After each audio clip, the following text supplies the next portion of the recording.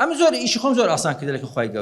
گەورە بێت تەمەنی گەنجات بەس سەرکردەمە خەرکی میهرەبانی بوو یەکەم کەسیش بووم لە کوردستان لە هەرێمی کوردستان چوومە ئیستثماری یەکەم کەس بوومە گوتیتم عرضەکەم دێ خەسخانێکی ئیستثماری دروست دەکەم قانونی ئیستثماری 2006 دروست بوو والله مهندس هونەر جارێک قسەش پێ گوتم زۆر دڵخۆشکەر بوو گوتی زۆر کەس عارضی وەرگرت بەس کەس وەکی تو نەیبردەوە کەس وەکی تو نەیبردەوە 10 زاری پێ چۆتا وەرم گرت بە پارە نەفرۆشت والله 25 دەفتەریان دامێ نەفرۆشت گوتی سەتادە دەدەمێ بەس شەراکەتت ناکەم لەگەر لە خۆت بڕۆ مارێکە بەنای من بی وتم نامەوێ خۆشیێت نەبووم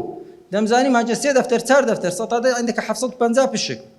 750 پشک لە خۆم لە مارە دابنیشم ئەو وەختی زانم عالم کو دەورە من دەبیتم بە پارەی حرام چونکە بە من حرامە یعنی ئەم گوتم حکومەتی و عرضم دێم دەکەمە خەستەخانە خۆ نەم گوتێ بمدێم خۆم دەفرۆشمەوە و دەیکەم و هەر یەکەچیش عرضی استثماری وەرگرتیە فرۆشتی تۆ پارەی حرامە ئەلێرکانەوە دەیرم حرامە چونکە کابرایەکی